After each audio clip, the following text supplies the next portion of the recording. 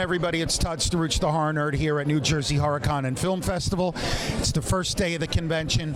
I am having a blast. I am just a fan who gets to do some really cool stuff. And some of that cool stuff involves talking to actors from movies that I quite literally grew up with. And Basket Case is one of them. It traumatized me at an early age. So I get to sit here with its star, Kevin VanHentenryck. Kevin, how are you? I'm excellent, thank you. Good. And I'm not lying. Like, this movie, like, kind of traumatized me. And this Damaged for life. Yes.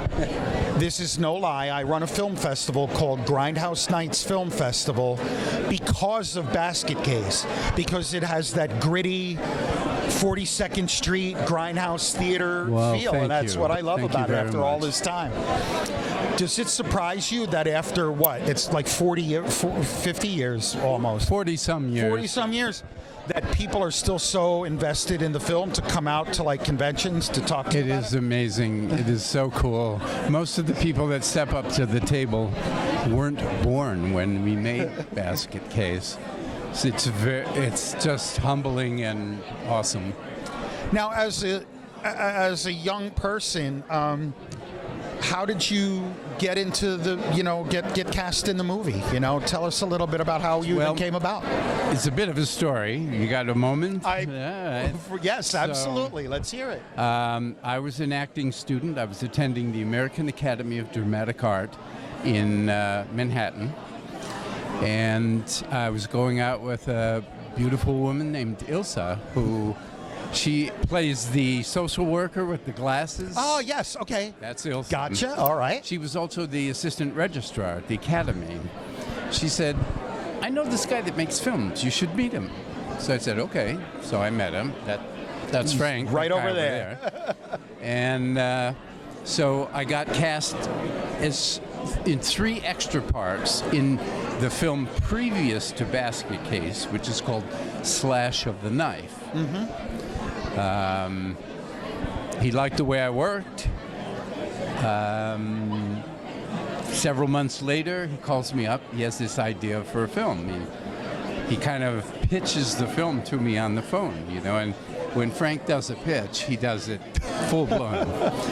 And at the end, he said, well, what do you think? I said, I'm in, sign me up. So I had already, at that point, I had already given up acting in favor of my sculpture.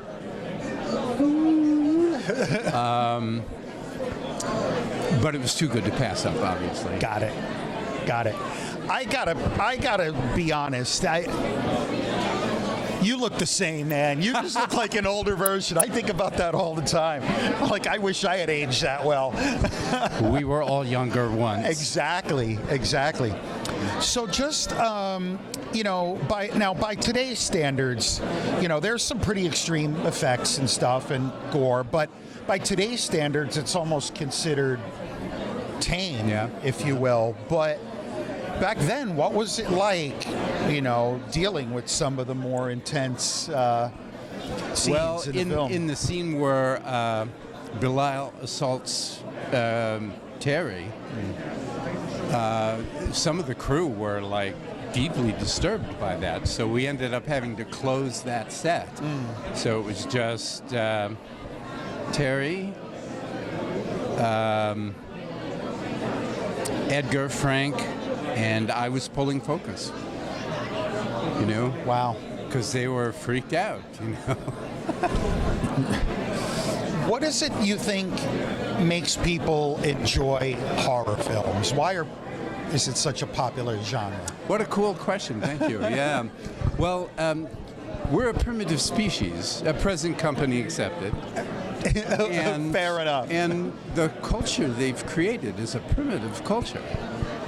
And we're all experiencing some degree of trauma all the time. The traffic, your bank, the financial situation, everything. This is not the way humans were meant to live. So, in a horror movie, the bad guy and the good guy are clearly defined.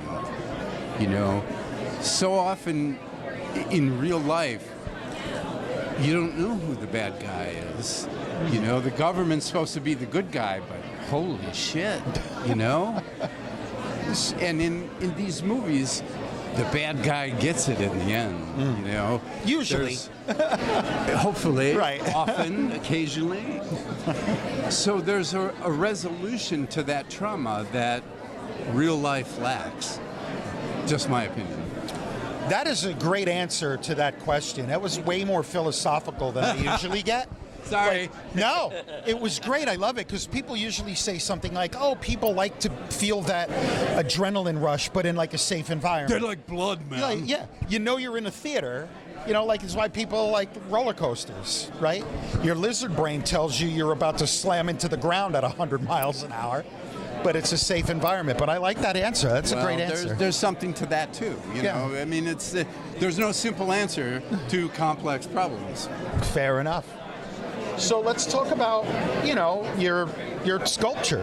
I mean, this is something that I didn't even know about you. So let's tell the people I'm a stone carver, figurative stone carver. This brochure is for the Hunter Stone Carving Seminar, which is a free 2-week stone carving class that takes place every year on the mountaintop of the Catskill region, Hunter, New York. The Hunter Stone Carving Seminar is free, hscs.com. This will be our 17th season this year. I've had 4-year-olds carving. Wow. Carving stone, blue stone, which is a medium hardness stone, with an air hammer in 20 minutes. Huh. Because the thing is, first of all, the technology we use, air power, pneumatic hammers. This technology is 1890s, first of all. An air hammer is a jackhammer, essentially. One moving part. You know, it's not... Primitive people did this with a sharp rock held in their hand. Yeah, right. We have much better tools. Nice. So, yeah, we have a sculpture park established in Tannersville within the town of Hunter. There are over 300 petroglyphs that the students have carved over the years. And they range from what the 4-year-old might do to, we had a woman painter who, the class is 2 weeks. She came for the whole 2 weeks, 4 years in a row to produce one sculpture. And it is spectacular. It's museum quality. So if you're ever in the mountaintop region, it's worth a visit. I'm going to check it out. That's not far from me. I live in northern New Jersey, so it's really not far from me. I will definitely come and check that out. So I talked to a lot of people who were actors that went on to other things. Stone carving, I didn't see that coming. Normally I'll get like, I became a veterinarian, I became a teacher, you know, something like that. Well, you want another long story? I love talking to people, so bring it. While I was still at the academy, Annette and I, another girl I was seeing, we went up to the Little Carnegie Cinema, which was around the corner from Carnegie Hall. It was an art house, you know, dingy and small, and they would play old Fellini films and have Ingmar Bergman festivals. And I went and saw a film called The Savage Messiah by Ken Russell, an early Ken Russell film. And it's about a real sculptor, Henri Gautier, who lived at the time of World War I. And in the course of the film, they show a close-up of a real sculptor working. And I was so turned on to and by the idea of stone as a plastic medium. That kind of was it for me. And so I started haunting the local sculpture supply place and eventually got tools, found a rock in the East Village, and set up a workbench in under what is now called the High Line. In those days, it was just an abandoned, derelict, elevated railroad. And I started carving. And the first minute that I touched steel to stone, I had this incredible epiphany, a revelation, a feeling that powers me to this day that this was what I was meant to do. That's very cool. I love when people discover their passion like that. It just clicks, and that's awesome. Thank you so much for sharing that story with me. That's cool. Kevin, thanks a lot for a few minutes of your time. I truly appreciate it. And thanks for scaring the hell out of me when I was like 12. It's his fault. It is his fault, and I'm going to talk to him about it. He did a movie that messed me up even more. So which one? Bad Biology. Oh yeah, that's pretty weird. No, yeah. Anthony Sneed. Yes, exactly. Yeah. But again, Kevin, thank you so much for your time. My pleasure. I wish you success with your business. I will definitely come check it out. It's not that far from me, so It sounds like fun. Yeah. So, all right. And thank you all. Absolutely. Kevin VanHentenryck, everybody, here at New Jersey HorrorCon and Film Festival. This is the Horror Nerd Todd Strouch signing off. We will see all of you in the next interview.